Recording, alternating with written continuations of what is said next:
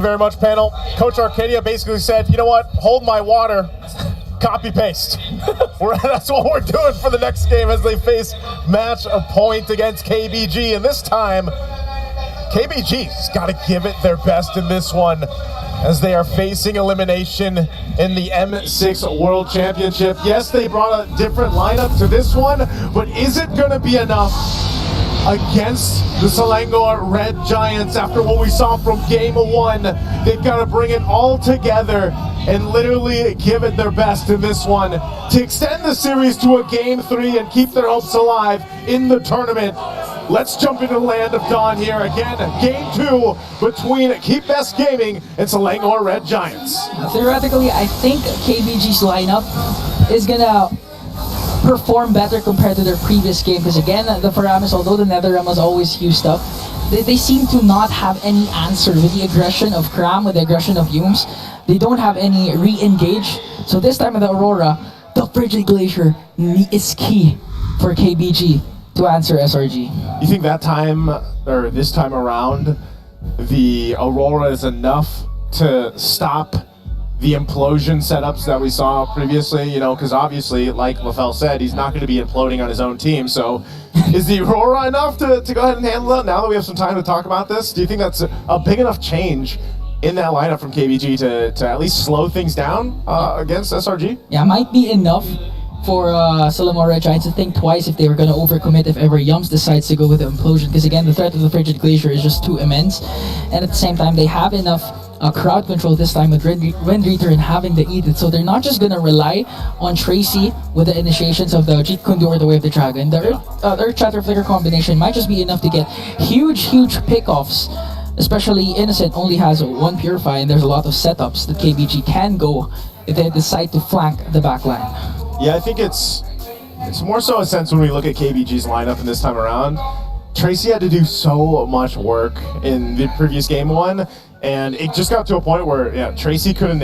I don't think he had many Way of the Dragon setups that he was, wanted or that were favorable to KBG. Well, this time around, like you just mentioned, the fact that you've at least thrown an Edith into the mix helps things the same. And I think even part of this, if we can have a replicated game, KBG in terms of Saksa, the lead that he got, then he's even in a much better position to actually go ahead and contest, the objectives later on. The problem, like I was saying from game one, though, was KBG, honestly, their early game seems to be rather good for the most part, but then that mid-game and even the late-game transition is where they seem to struggle.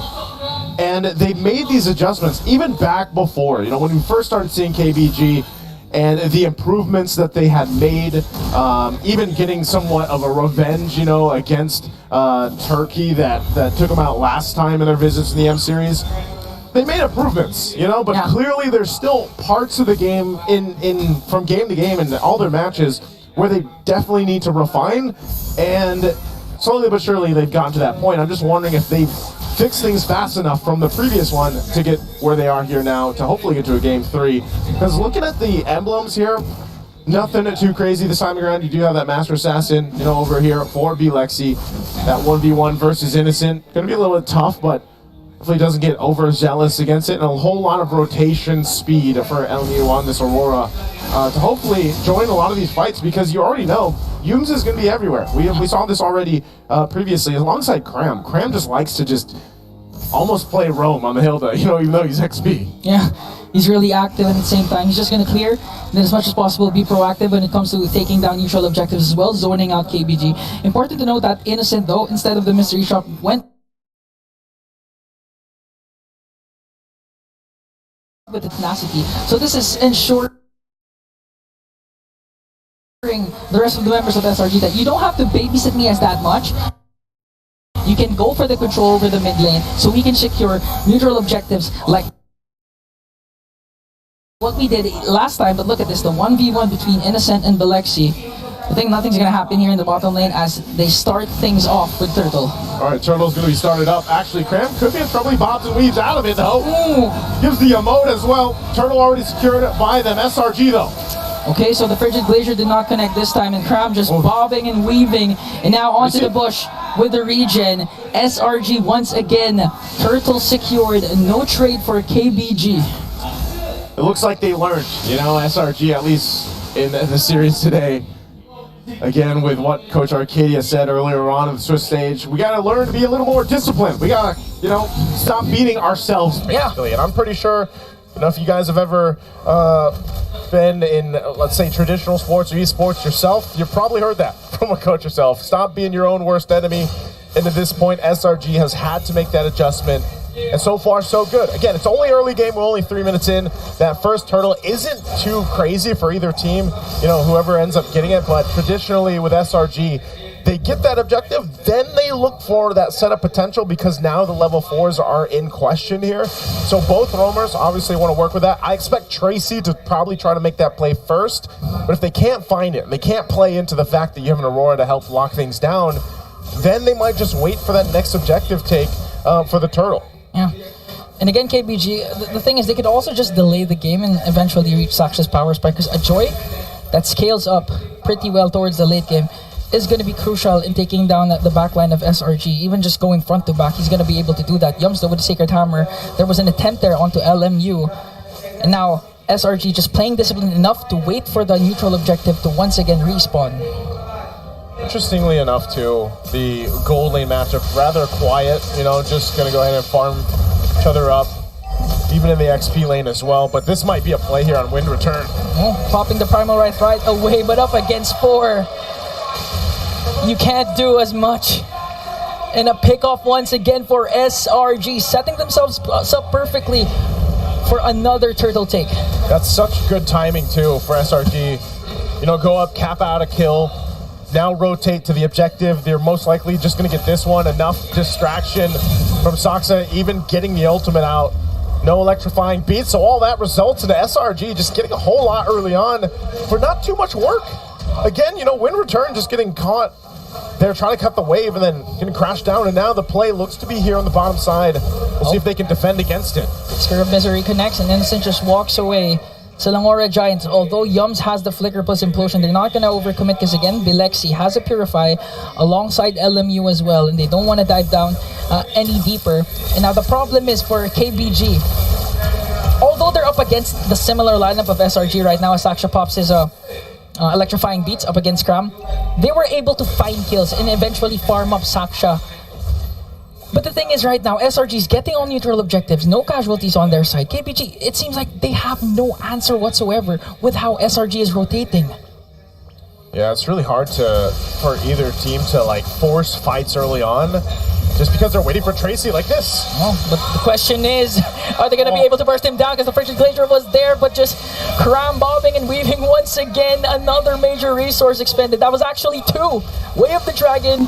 Frigid Glacier did not connect for KBG. See, I don't know, man. I don't think that's the right target, you know, for Tracy to just kind of focus on.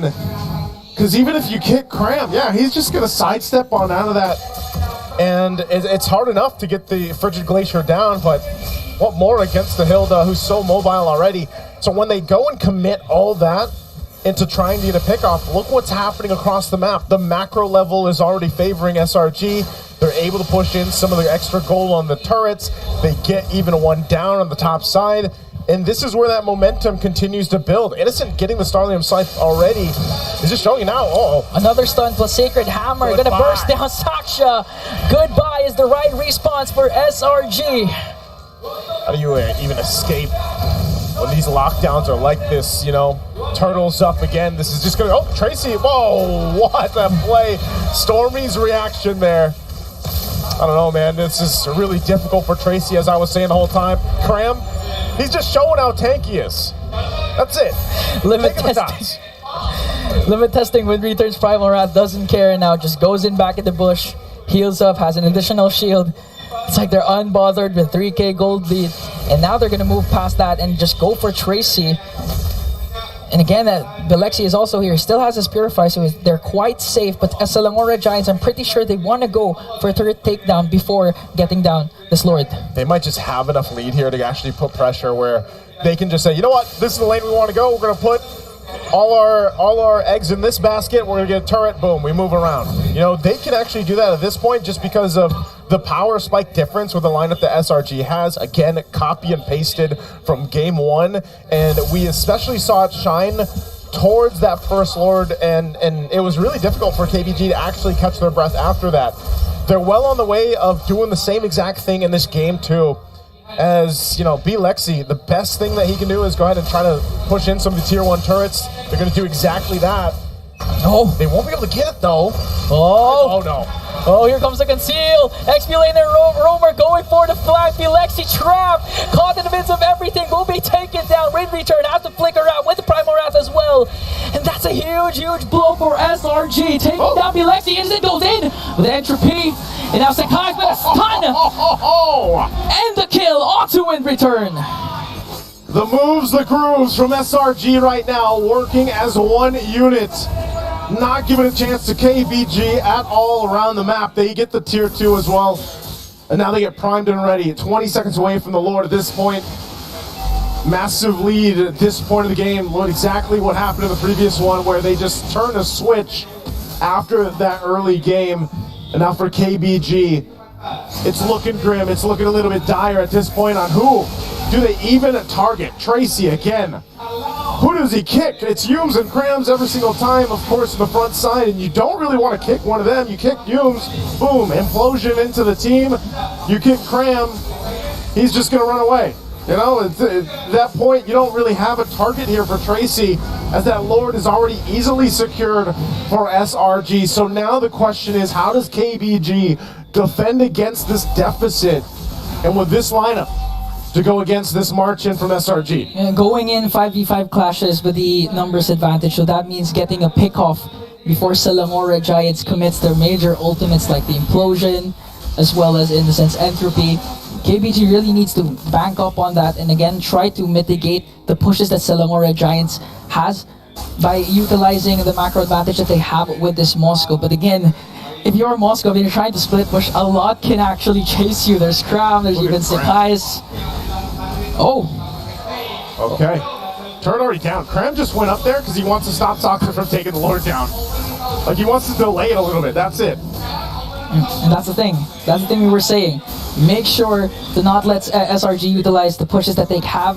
Again, Yums with the miscast, I believe, with the Implosion there, so there's no Implosion here. Tracy gets a kick, but quite off angle now. It's getting taken down by 4. One member down for KBG, and now they're working on the mid lane turret. Mid lane turret, tier 2, already down. Holy Shield still up, but going to be popped here as SRG. Decisive lead right now for them. Eternal Guard dropped down just to cut them and zone them off. KBG can't do anything but watch their base turrets be worked on already. Soxa will go clear the wave, cut it out in the mid lane to just try to stop the bleeding a little bit. But the damage has already been done massively as SRG gets that base turret on the top side. And at this point, this is what KBG can actually do. Just try again and go for the split pushes, go for the cuts, not let SRG utilize the push, the siege that they can do, as Belexi picks up the Trinity build right now. So as long as they try and extend this game as much as possible, KBG will still have a chance. You know, at this point, Egon, I'm going to say KBG needs to extend this game into almost the next game, because that's how much time you need with this kind of deficit, with this kind of lineup when we're talking about that, because, my God, you need like 10 plus minutes for them to actually match this power spike. I mean, looking at the damage dealt alone is enough to say, hey, we got to get it together. Like, we really need to lock in. And at that point, with this kind of lineup, that is not going to be the easiest to do. Even if you're forced into your base with the next Lord, and they just, let's just say they die down, they wait. Sox is clearing waves, doing his thing. You need a lot more to go your way than what Selangor Red Giants can throw at you, because they have so many tools to just go ahead and make things happen for them or force fights in their favor, that even when the Lord comes up, then, you know, they've got literally 7-man team running into the base, so if you're counting the Eternal Guard at that point. What's the 7th man? Oh, plus the Lord. The Lord and the Eternal Guard, the baby Lord, yep. The Lord plus the Eternal Guard. So clearly the numbers game is in favor of SRG. We call it 8-man because of the gold lead. Like, that's kind of an extra body too, you know? It's a tough mountain to climb for KBG. They will, however, just let go of this Lord. Gonna hope for the best. Gonna try and look for a pickoff before the Lord respawns, before they siege in. But again, with the discipline that SRG has been displaying, Even if Tracy manages to look for a good wave of the Dragon, is the damage going to be enough to burst down Kram? Is the damage going to be enough to burst down Yums? That's going to be the main question. At the same time, Innocent, I rarely have seen Innocent use the Purify for this game specifically because they cannot reach Innocent onto the backline. And the worst part is LMU, they have the Aurora, but the Frigid Glacier never seems to connect on the proper target that KBG wanted. And that's the thing, because every single time the target is either Yums or it's Cram. Tracy can't really get anybody else. And so either of those is not going to be the target that you actually want to go and lock down, with this Frigid Glacier. We'll see if they can make it happen this time. Again, quite a lead right now. Frigid Glacier, are we going to be expended? Oh, Wind Return! Oh, Wind Return! Use the force to flicker, Pyramon Wrath just to try and delay. Here comes the internal guard, Lord up top. A Casino coming in from Selangor Red Giants. No ultimate's committed yet. Here comes the shutdown onto Wind Return. KBG doing their best to defend the onslaught of SRG. The Lord still standing strong as Tracy goes down.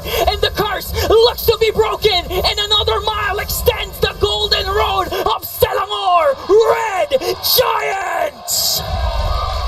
And the reigning champions of China will bow out, their crown slipping amidst the rumbling waves of M6 as the Selangor Red Giants are the last Titan they couldn't overcome. A decisive, strong showing